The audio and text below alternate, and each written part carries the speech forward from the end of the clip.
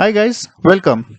In this video, we are going to review IGCSE Biology Paper 6 Variant 2 from May-June 2019 series.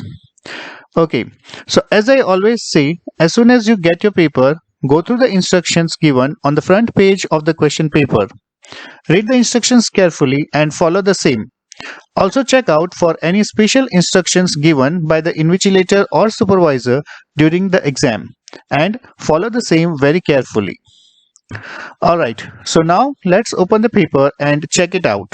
Here is the first question. Anaerobic respiration in yeast causes the blue dye methylene blue to become colorless. A student investigated the effect of temperature on the rate of respiration in yeast. Now from this information we can take out three important points. Point number 1. In the anaerobic respiration, blue color of methylene blue dye will become colorless. Point number 2. As the effect of temperature is studied on the rate of respiration in yeast, temperature will become our independent variable, while the rate of respiration in yeast will become our dependent variable. Next, step 1. 7 cm cube of a yeast suspension was put into a test tube labeled warm. The test tube was then placed into a beaker of warm water. The temperature of the water in the beaker was 45 degrees Celsius. Now here a specific volume of 7 cm cube yeast suspension is taken and labeled warm, which is then kept in 45 degrees Celsius water. Same way, 7 cm cube of yeast suspension is taken, labeled as cool, and placed in 20 degrees Celsius water. So guys, as here the same volume of yeast suspension is taken, we can consider this to be as our one of the constant variable. Next step, after 3 minutes, the student added 5 drops of methylene blue dye to the yeast suspension in each of the test tube. The yeast suspensions become blue in both the test tube. Again here, as 3-minute interval is kept constant for the test tubes, we can consider this to be one of our constant variable. Same way, 5 drops of methylene blue is our another constant variable. Step 4. A layer of vegetable oil was carefully poured on the top of the yeast suspension in each of the test tube as shown in figure 1.1. The layer of the oil stopped air from reaching the yeast cells and the suspension so that the conditions were anaerobic. So here as we can see, the 1 centimeter layer of oil is placed at the top of the suspension so that it makes the anaerobic condition, and the yeast will then be respiring anaerobically. Step 5. A stop clock was started. Step 6. The student observed the warm and cool test tubes. When they could no longer see the blue color, they recorded the time taken for blue color to disappear. So guys, here what they have done is they have recorded the time for blue color to disappear. So here they are observing the change in color of the methylene blue dye in both the test tube and are recording the time taken for the blue color to disappear. So figure 1.2 shows the time on the stop clock for each test tube at the end of step 6. Here is the time for warm test tube. The time is 3 minutes and 53 seconds, and for cool test tube the time is 9 minutes and 25 seconds. So the first question, prepare a table to record the results.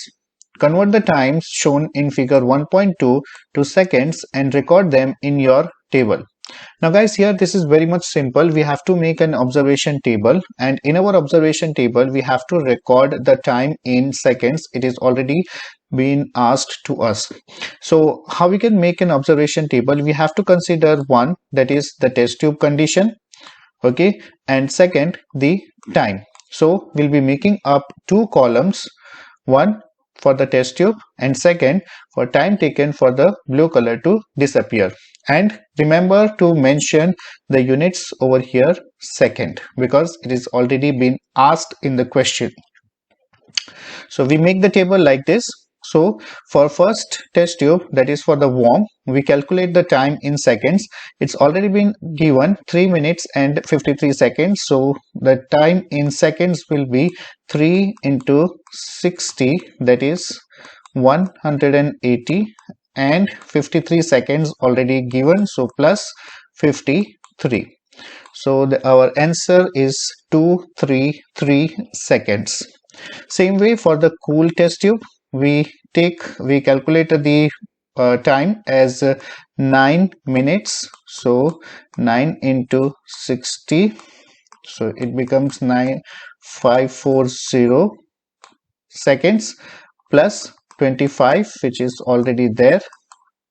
So the answer is 565 seconds. So this is how, guys, we are going to make an observation table. It's very simple. You have to make the table as per the instruction given.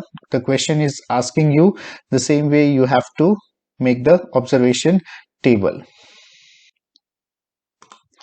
Next, state a conclusion for the results in your table 1A1.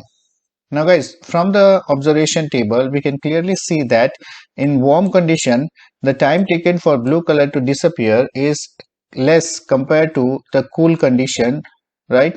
So what we can write is over here, at higher temperature, the time required for methylene blue to change color from blue to colorless is less.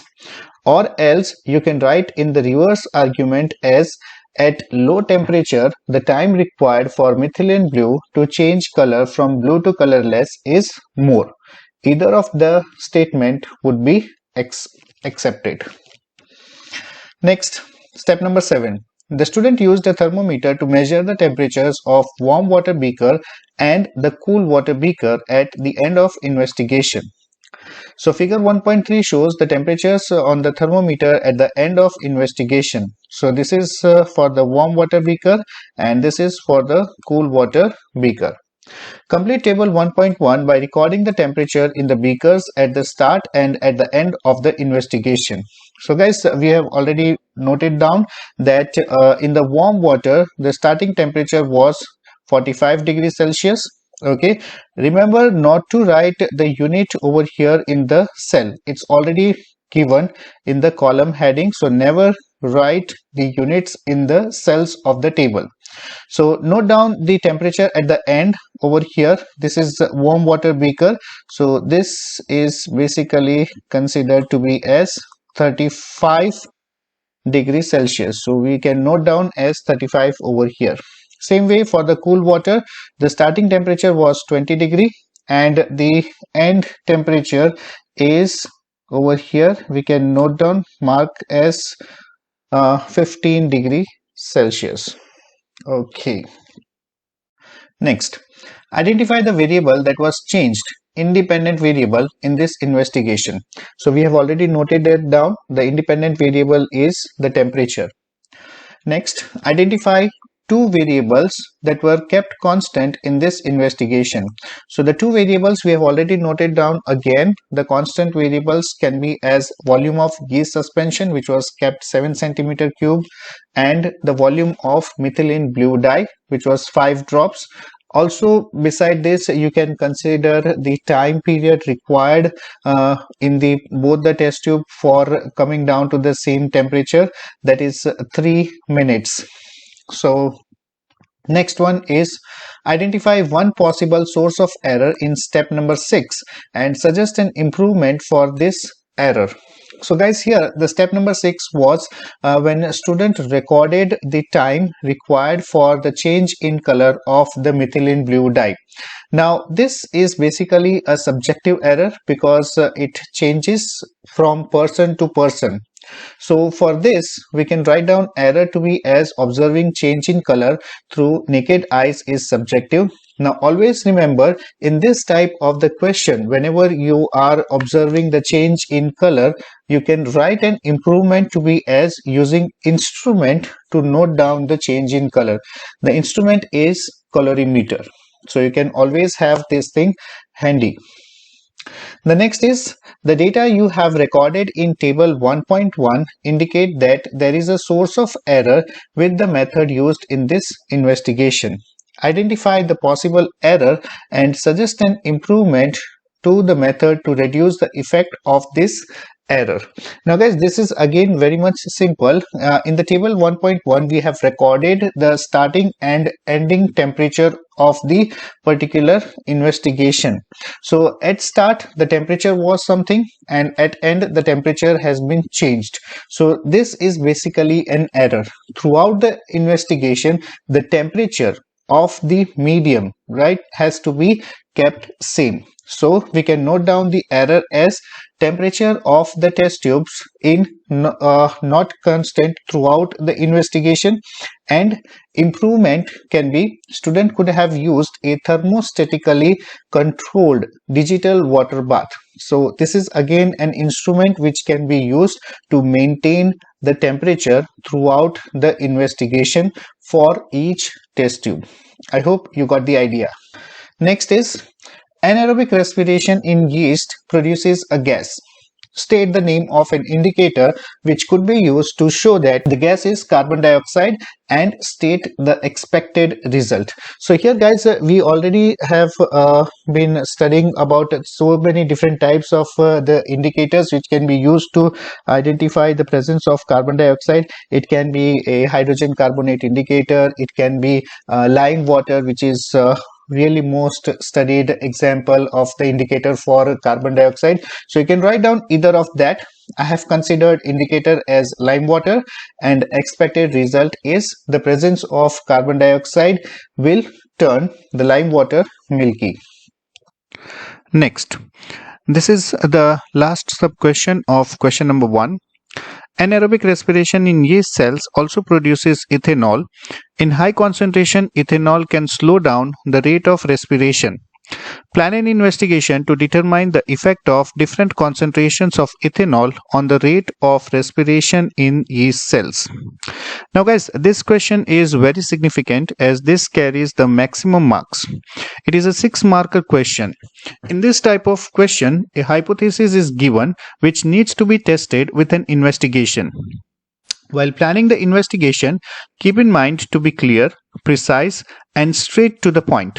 I always recommend to include 5 points in your answer for this type of question. Point number 1. Identify and include independent variable. Point number 2. Identify and include dependent variable.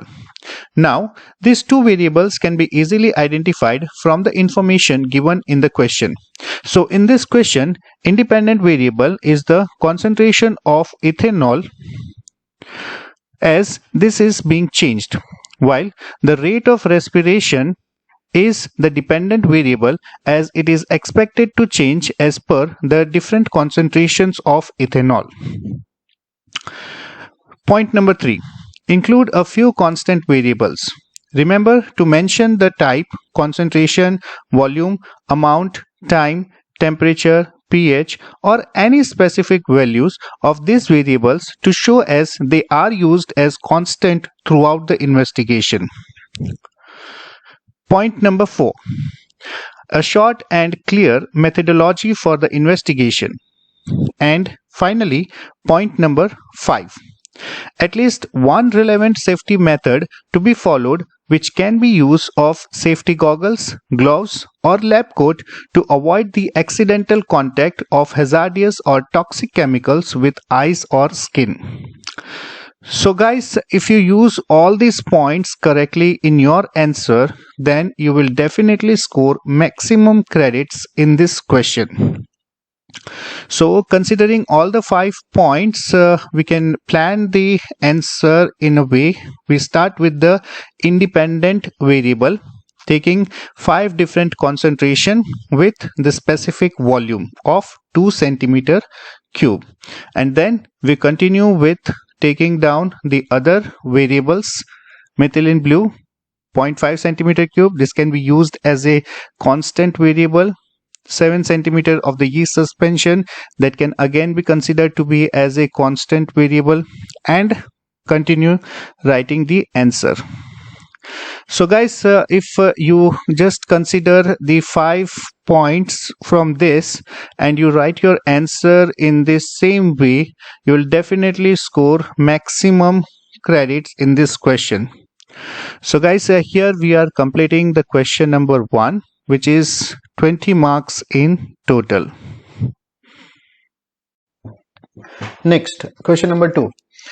Figure 2.1 is a photograph showing 4 seed heads from a poppy plant.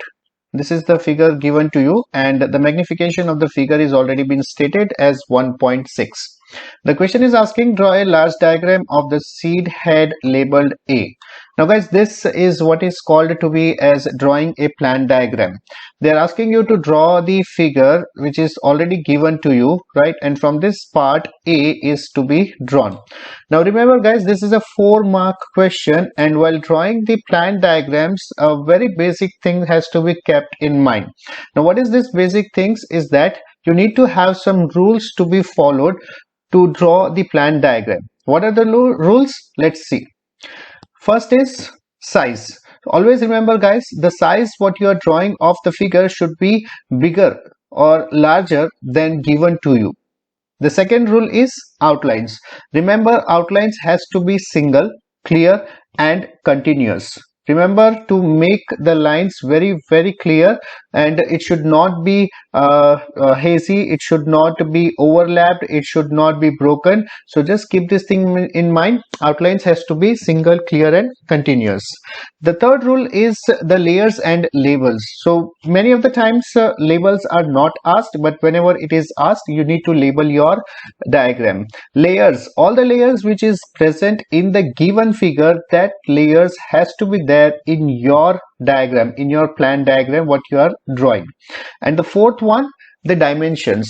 Guys, remember this thing, many of the times students missed out this particular point. The dimensions, approximate proportion of each of the dimension has to be maintained. Now why I'm telling you over here approximate proportion, because you are not supposed to measure each and every small thing, but yes, if you can measure some of the things and you maintain the proportions properly in your diagram, that will be very easy for you to draw the diagram.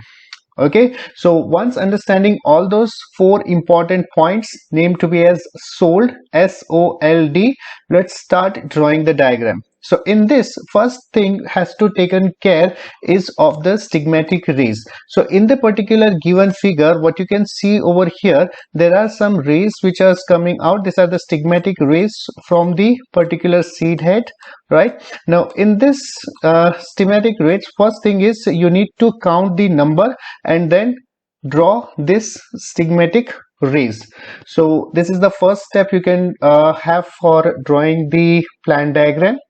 After this, making this stigmatic rays, remember here the 2 lines has to be kept for each particular stigmatic ray. So what I have made over here, the 2 lines for each stigmatic ray. The second layer, you can draw something like this, which is enclosing the each of the stigmatic ray. The third is making the stigmatic disc at the center, and then making it in a proper way, and finally you can make the whole of the diagram. So by this understanding step by step and practicing the question, definitely you can improve in this, and you can definitely achieve 4 out of 4 marks with this simple rules to be kept in mind. Remember, SOLD, you need to SOLD your diagram. Okay, let's move on to the next question.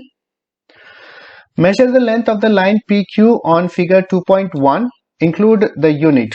So here the line PQ has to be measured. So this line you have to measure with the ruler and put it down the units over here. So when I measured this, I got 15 millimeter. Calculate the actual size of the seed head using the formula and your measurement. So this is the magnification formula given to you. You have to calculate the actual size of the seed head. So how can you calculate the actual size? It's very simple guys. With this formula, if you have the formula for magnification over here, and you need to get the formula for actual size, actual diameter, when it goes from the equal to sign, this will be in the cross multiplication form. So actual diameter is now length of line PQ divided by the magnification. Remember, magnification is already given to us and it is 1.6x. So actual diameter will now become 15 divided by 1.6, and finally actual diameter will be 9.375 millimeter. Now guys, here the question is asking us to write the answer to the nearest whole number. Remember, if you do not do this, you will lose your mark. So this answer has to be converted into the whole number and then has to be placed at the right position. So the answer will be 9 millimeter. So we can get 3 marks for this. The bifurcation of the 3 marks will be 1 mark for probably calculating the proper length PQ. Second mark will be for the proper calculation, and third mark is for converting that into the whole number and writing in the proper position. Next question. A student investigated the effect of pH on the germination of seeds. The student planted 25 seeds. Remember to take a note of this, 25 seeds for each pH value. The results of the investigation are shown in the table 2.1. This is table 2.1. Now what they are asking is calculate the percentage of seeds that germinated at pH 8. Show your working. So how can we calculate the percentage of the seeds over here? We can calculate the percentage of the seeds in a very simple formula. Number of seeds germinated divided by the total number of seeds that were planted into 100. So when we get this, we got the answer in the percentage. So 15 is the number of seeds that were germinated out of 25 seeds. So our answer will be 0.6 into 100, that is 60, and we write that as 60%. Remember to use the unit if it is not already given. Let's move on to the next question. Okay, here is the question. Plot a line graph on the grid to show the effect of pH on the percentage of seeds that's germinated using the data in table 2.1. So let's see the table 2.1. Here is the table 2.1. pH is given in the range of 4 to 9, and percentage of seeds that germinated is 80, 92, 96, 76. This is what we have calculated as 60% and the 40. So we have to include these values in our graph. Okay, so while drawing the graph, guys, remember some again basic rules to be followed. This is a 4-mark question and at least 4 points has to be there in mind while drawing the graph. So what are the rules? Let's see. The first thing has to be taken care is of the size of the graph. So remember to use at least 70% of the given area of the grid. So how do you use this thing? Just simple. Make the scale in a proper way. Scaling your axis is the key for this particular point to be taken care of. Second is the line. So whatever is been asked to you, whether it is a line graph, whether it is a bar graph, whether it is a histogram, so read the question carefully and do that in a proper way to get this second point to be fully credited. The third is the axis. Yes, this is very important, guys. Axis has to be taken care of while labeling and marking. So in this graph, we make this to be as our x-axis. This is our y-axis. X-axis always has to be there with the particular independent variable and y-axis with the dependent variable. So how to select the variable? You already know. How do we select the variables? Always remember, the independent variable is the variable which we are controlling. So in the question, we can see over here effect of pH on the percentage of the seeds. So pH is our independent variable in this question, while the percentage of seeds germinated is our dependent variable. So we label this axis properly. So this is the third point. The fourth point is plotting the points. Okay, when you are plotting the points, remember that you cannot make an error more than plus or minus of one small square. So just keep this thing in mind. Plot the points very accurately, okay, and you get the fourth point to be covered up. So this is how you can keep these 4 points in mind: S, L, A, P, and then you can make your graph. So start making our graph. Let's see how do we do this for this graph. The first thing has to be taken care is the axis. So here we'll be making independent variable on the x-axis, the dependent variable on the y-axis. So independent variable, as I just told you, it will be the pH, while dependent variable will be our percentage of seeds germinated. Now guys, why I make this thing to be very much important is that when you label the axis, try to label the wordings given in your question itself instead of using the short forms of the things given. So here, instead of writing percent sign or percent, you write the full name percentage of seed germinated and include the units if it is there. The next thing is scaling the axis. So here I have scaled the axis in this way, and I have used kink over here to eliminate the initial values, because if you check your table, it's starting from the pH 4. So right from 0 to 4 there is no values will be included, and instead of wasting that particular area of the graph, we can use this kink. And this is the scaling for y-axis. Okay, so let's start plotting the points. The first point will be at pH 4 with 80% of seeds germination. So here will be our first point. The second point is at pH 5, so 92% of seeds germinated. So this will be the next point. The third point at pH 6, 96% seeds have germinated. And then pH 7, pH 8, pH 9. So here this is how we plot the points. Now once you have plotted the point, you come back to this particular L, that is line. When you are drawing the line, you have the two options. First option is you make a freehand curve, something like this, joining the points one by one. Okay, second option you have is to join each point of the plotting with a ruler. So whatever way you feel convenient, joining each point with the ruler or making a freehand curve, that is absolutely up to you, and both the things are acceptable in the line graph. So this is about the graph question. Let's move on to the next question. Describe the effect of pH on the percentage of seeds that germinated shown in your graph. So let's come back over here and understand this very clearly. What happens over here, we can see, is from pH 4 to 6, the number of percentage of seeds germinated is increasing.